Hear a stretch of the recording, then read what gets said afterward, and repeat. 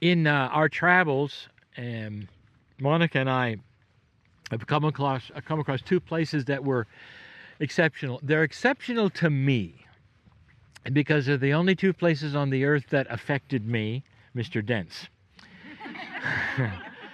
And the first one, in the order that we discovered it, was Tasmania. Now, if you don't know where that is, it sounds like it's an exotic place. Tasmania is like an island. It's a small continent, as far as I'm concerned, at the bottom of Australia. It's separated. There's water all around it with a strait between it and the continent of Australia. And it's almost untouched. A town named Hobart is down there, and you might have heard of that. And I'm a Californian, didn't travel very much. I never had heard of it until I went to Australia. Then I got to see it on the map. Then I started asking Monica about it to have a Kryon event there. We had to go test it out, of course, and did. And we're going to have a Kryon event there I think it's going to be next year, for basically Australia, or anybody who wants to come. Tasmania is just filled with rainforests. And I actually posted on, I think it was either Facebook or wherever, a little video I had done of the rainforest there. And I love rainforest where everything is green, green, green. We went down there and it was just the two of us, and she couldn't get me out of it. And the reason was, and I told her later, I kept seeing things. And it was absolutely pristine. You could hear a little brook running through it. And the trees are covered with velvet. You've been in a velvet green, moss, algae, all of these things. And you've probably been in places like that. I'd never really been in a place like that was so pristine. And what I saw there it wasn't shapes or anything, it was lights. Lights. L-I-T-L-I-G-A-L, never mind. And I continued seeing them, and they were out of the corner of my eye. And you do this double take, when you're looking and you want to see it. Here comes the sun. And I kept seeing them, and this is why she couldn't get me out of it, because I knew something was happening. That's the first time I ever was greeted by Gaia where I was alone, I wasn't with a group, and I actually saw something. Lights is common. And the people who have gone to Mount Shasta in California will claim some of the same things. Now, I know Dr. Wolf has gone there many times apart from us, and she's had seminars and groups, and she knows the mountain pretty well. And she'll say the same thing. We've had others who have gone alone on the mountain, and what they see is lights. Lights where they shouldn't be, both at night and the daytime. So, you could say, well, there's something going on there. Yeah. It is Gaia energy that is so strong, it manifests itself so we can see it. Now, I'm convinced that not everybody sees the same thing. That brings me to the next one, a place we've been twice, I always wanted to go, and that has attributes that Kryon channeled about right before we went, and that's Ireland. And Ireland is specific because of something that is, you might say, measurable scientifically eventually. Have you heard of the Bermuda Triangle? Yeah. Okay. What goes on there? I mean, truly, what is it that would screw up compasses, that would get people lost, and all of this? And that is partly magnetism. In other words, there is a magnetic grid anomaly. Now, Kryon channeled it from Cork, and you can go find that in 2015 or 16 on my website, and it's the full explanation. And it's where the various grids of the planet, including the crystalline grid that is very esoteric, the magnetic grid which you can measure, the Gaia grid, which is also esoteric, overlap in a way that they create a void. If you're into science, there are certain frequencies that will void each other out. And if you have certain wavelengths, they'll void each other out for what they call a sum zero. And so you'll have an absence of an energy because of a plethora of other energies that void them. So it's almost like a spot on the planet that is pristine and is void of some of the grids we're used to, or at least disturb them. Ireland, especially Southern Ireland, has exactly that. In fact, the tradition of the Irish is little people and leprechauns. And it isn't just a few. We were told that, farmers that are there that you would never think would talk about fairies or anything else are consulting fairyologists in order to know where to plant the crops and all. As you drive through the landscape, especially of Southern Ireland, you'll see fairy trees. Now, that's a specific kind of a tree. They'll be right out in the middle of the field. They never touch them. They're called fairy trees, and there's certain reasons. Monica will tell you because she remembers everything. And this is Ireland. And when you think that there's an absolute mythological tradition of seeing little people or fairies or whatever, it tells you there's probably more there than just mythology. It's there today. And you go into shops, they have fun with it. You can buy little fairy doors that you put on trees and all things. Here comes the sun. But it is profound. Now, I didn't get to see them, but they're there. Now, if you say, well, what are they? Ireland is specific. It's like the Bermuda Triangle. It has an absence of what is called the crystalline grid. It has anomalies that are magnetic and known for that. GPSs don't necessarily work there. So it's a very special land. Why is it raining and sunning at the same time? I don't understand. Yeah, because it can. And so I wanted to tell you, those are the two places on the planet where I felt it. And it really affected me. And so everywhere we go, we have different kinds of experiences. And it's so interesting. So what do we have here? Because this is pretty pristine too, isn't it? This is lovely. Coming up the hill, did you see the view we got? Yeah. Where the clouds were below us? I love it. Airline pilots have a saying, it's always a nice day above the clouds. Yeah.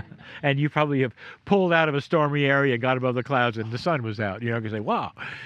So that's what I wanted to tell you, is just a little more about Gaia that we have experienced and some of the things. And we're not done. So as we go to various areas and I go back to Tasmania, I'll be looking for those kinds of events. If I can feel them, anybody can. No, it's really, really true. Right. So what I want to do now is, Monica, did you have any more to say that you would like to? And then we'll go to Amber, and then we'll have a little channel. So Blair was just saying that Cherokees also have legends of little people here as well. Yeah. So I guess one of the things that really connected me with the Kryon work is the meld of science and spirituality. And spiritual systems that feel the love of God are great, but spiritual systems that feel the love of God and tell you intimate details about how that physically works and connects, to me, is absolute magic. And that's the missing piece of the puzzle that I never had. I was always in love with Gaia. I spent over 15 years in the national parks, and every day I would go out and I would connect with the earth, and then I would feel really, really bad about what the humans were doing to wreck it. Scientists have even said that they need about 80% of the population to die in order to give Gaia a chance. Does that make spiritual sense? No. So there is a partnership there, and there's more to the story that I discovered when I started reading the information from Kryon. And the whole reason for the Gaia life force that we feel is because of the divine sanctioned humans that were created by the Pleiadians 200,000 years ago. So there is a system set up that involves you as the centerpiece around this whole story. So that's why every time you have an epiphany and a connection, it goes into the dirt of the earth via a system, which is the crystalline grid, the cave of creation, and the magnetic grid, and it's amplified and broadcast back to humanity. So I loved the message this morning where we've got help in ways that we never had before. People that are out there being activists to take care of our precious planet, to take care of our precious water, to take care of our precious forests and gardens, to be careful and mindful with our waste management. All of these things are starting to evolve, and I'm seeing changes on a global scale that will continue. My last piece is talking about solutions we haven't got yet. What happens when you have a society where consciousness is able to control and manifest resources that we need? These are the solutions that are so out of the box that we don't think about how this is going to change our environmental problems. So there is hope. Things are changing, things are coming. Keep holding that in your heart. Keep embracing the love that you feel from the planet and push it back to the planet. Allow it to push back into your heart. And we are creating a new future that we've never ever seen on the planet. So thank you.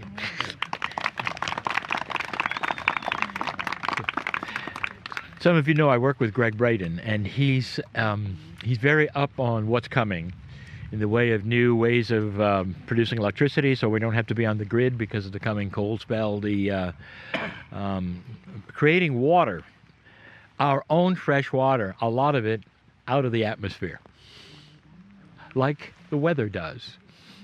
It's doable. It's possible. So we are not then in drought and all of the things of this nature. These are the kinds of things that are coming. They're here already in a form that is being experimented with. I'm going to call Dr. Wolf. Where are you?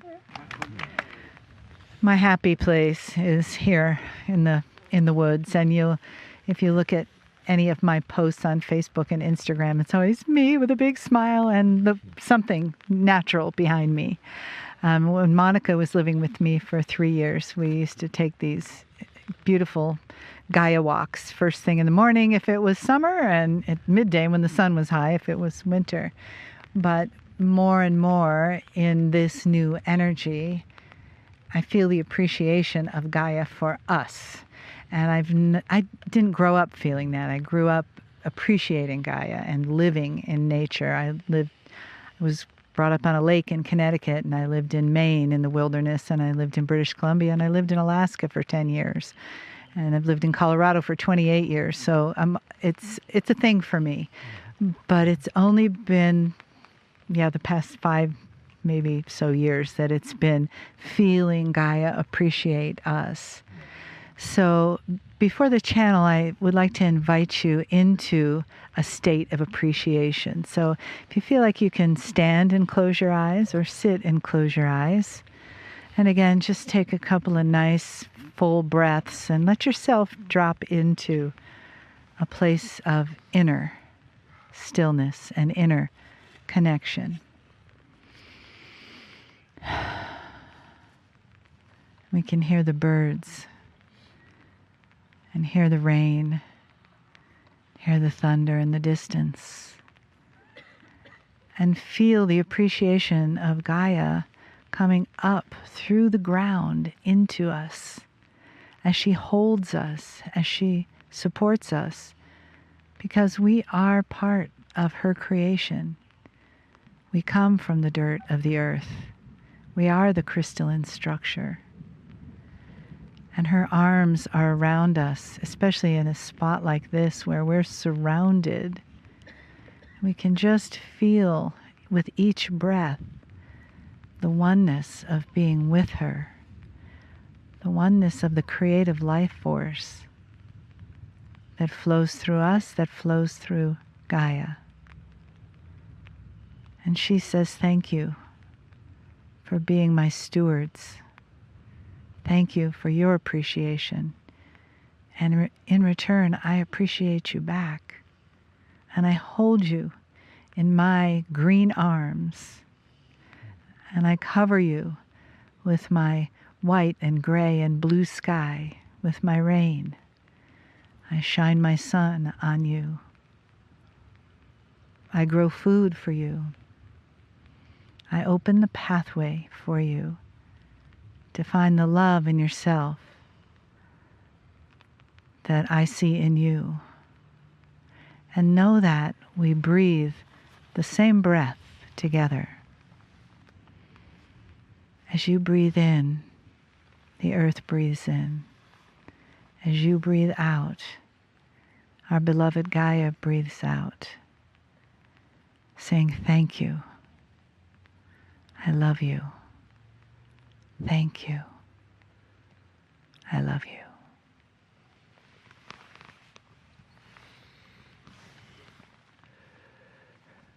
Greetings, dear ones. I'm Kryon of Magnetic Service. We stand again in nature, in a beautiful field of green, and the sun again is shining on us. It's a time of reflection and honoring that not everyone gets. We have said before that the few affect the many. This recording will be heard by thousands. Do you think it's possible that right now you could imbue the honoring of the planet and how you're feeling into that recording? And the answer is yes. And the reason is that consciousness is starting to be seen as a quantum energy. The beginnings of the study of consciousness are upon us. And there are those scientists on the planet that are now starting to realize that consciousness itself is part of the existence of everything. It is not something that is ethereal. It is measurable, it affects that which is matter, and it has power. I want you to do something right now, a thought perhaps, an exercise perhaps, and a remembrance of something I have said before. I want you to take a deep breath.